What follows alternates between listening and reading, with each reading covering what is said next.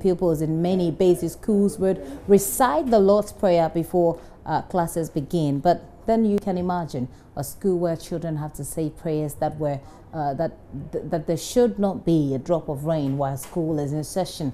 While the pupils of Krache Nchumuru district of the Volta region face this reality of running home from school anytime it rains.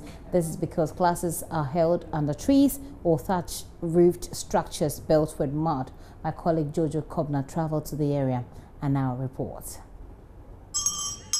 I promise to hold in high esteem our heritage won for us through the blood and thought our fathers, and I pledge myself with all things to uphold and defend the good name of Ghana, so help me God. Michelle will say, Burma is you, watching swimmer, and beton say a class, a pay settle. Say I hope when you put out best say I settle. A settle, Papa.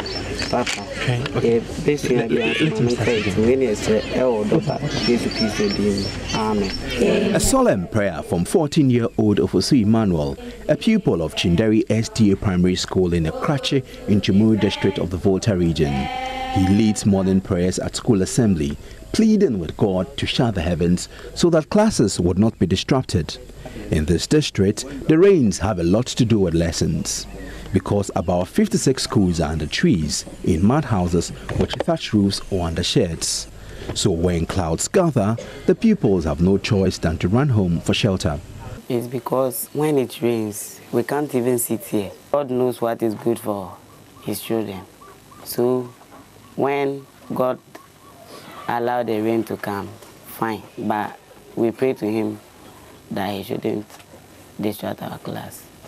Because of the rain, we don't get time to study again, so they close us. And when it is getting to exams, you see, we didn't treat some topics. So they can set a question that we didn't treat. On this occasion, the pupils' prayer appeared to have been answered.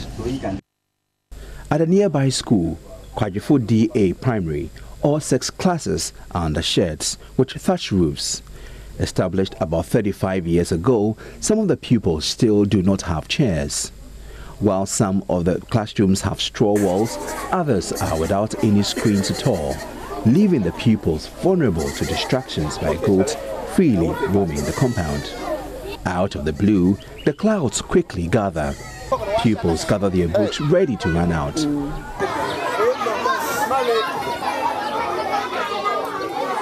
Move it for me. One of them going to the rescue of the national flag hanging from the pole in the middle of the school compound. He forced it into his bag and ran home in the heavy downpour, which began at very short notice. Madam! That's how school ended that day. Oh, boss, sit down. You should sit down.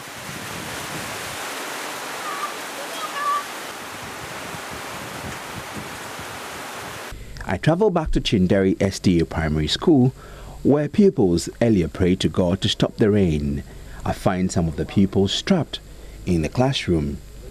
This time, the thatch roof only strains the heavy downpour that confines the pupils to a section of the classroom. Ofosu Emmanuel, who prayed earlier against the rain, is disappointed. What I feel right now is we couldn't learn at all. I can say we couldn't learn at all because I have to learn 8 subjects today, but we learned only 2 of them. The Krache Nchumuru District Education Officer, Justice Habib, is not a happy man. You go to some schools, frankly speaking, the structure is so bad that even you and myself would not like to put our animals under it, but you find children schooling under it. Children are eager to study. Out of the 56 schools under deplorable conditions in the district, 8 have been marked as death traps. That's another school collapse waiting to happen. Jojo Kobna, JoyNews.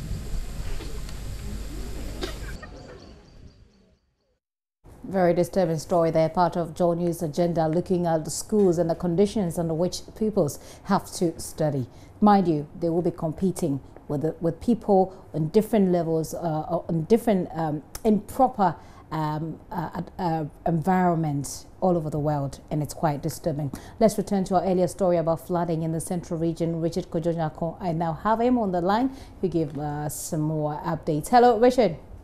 Hi. What is the situation in the area? How bad is it? Well, the situation is very terrible. The Twifo Praso, the part of the township has been cut away from the main one because the River has broken its banks. And so communities that are along the banks of the River are suffering. Some of the communities have actually been submerged. Others, they can no longer live there because when the people living standing, the water measures up to about 6 feet high.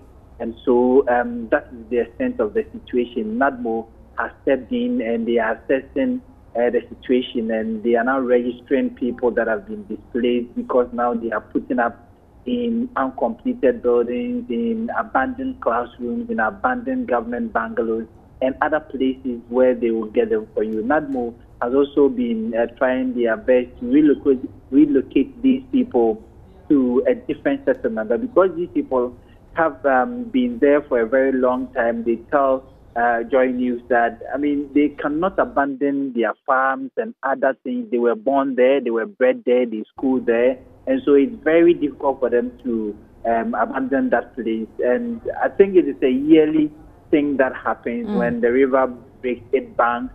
The people go, they put up with their families and other relatives elsewhere. And then when it subsides, they come back.